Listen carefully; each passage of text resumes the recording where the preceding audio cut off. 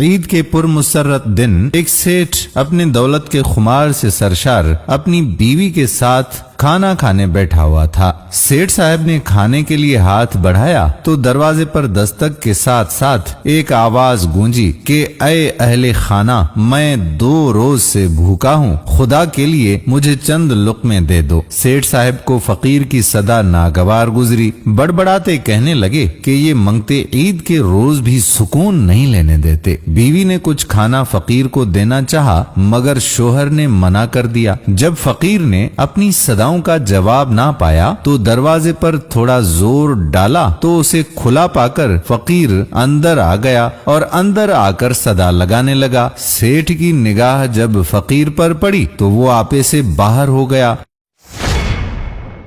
کھانے سے اٹھا اور فقیر کو دھکے دینے لگا اور اسے گالیاں دینے لگا۔ آخری دھکے کے نتیجے میں فقیر دروازے سے باہر گلی میں نکل گیا۔ عید کے بعد سیٹھ کو کاروبار میں نقصان پر نقصان ہونے لگا، وہ پریشان رہنے لگا۔ چند ماہ میں گھر وغیرہ زیورات سب کچھ نیلام ہو گیا۔ جب نوبت فاقوں تک پہنچی تو سیٹھ اپنی بیوی سے کہنے لگا کہ اب تو میرا اپنا روح اور جسم کا ناطہ برقرار رکھنا بھی محال ہو گیا ہے، ایسے میں تمہارا بوجھ اٹھانا میرے لیے ممکن نہیں، لہذا میں باحوش و حواس تمہیں طلاق دیتا ہوں۔ بیوی نے طلاق لی، الوداع کہا اور عدت پوری کرنے کے بعد ایک اور شخص کے ساتھ شادی کر لی اور زندگی گزارنے لگی۔ دوبارہ عید کا دن آیا، یہ خاتون اور اس کا نیا شوہر کھانا شروع کرنے ہی لگے تو عین اس وقت دروازے پر دستک ہوئی اور آواز آئی کہ میں سخت بھوکا ہوں، خدا کے لیے مجھے کھانا دے دو۔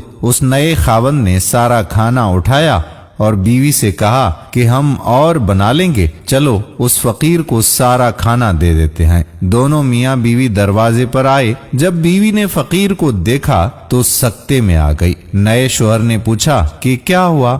بیوی کہنے لگی، جناب پچھلے سال میں اس فقیر کی بیوی تھی اور آج کی طرح عید کا دن تھا اور اسی طرح ایک فقیر آیا اور اس نے کھانے کا سوال کیا تھا، مگر میرے اس سابقہ خاوند نے تکبر کے نشے میں اس فقیر کو دھکے دے کر گھر سے نکال دیا تھا۔ شوہر کہنے لگا، مجھے غور سے دیکھو، پچھلے سال تمہاری دہلیز پر آنے والا فقیر میں ہی تھا۔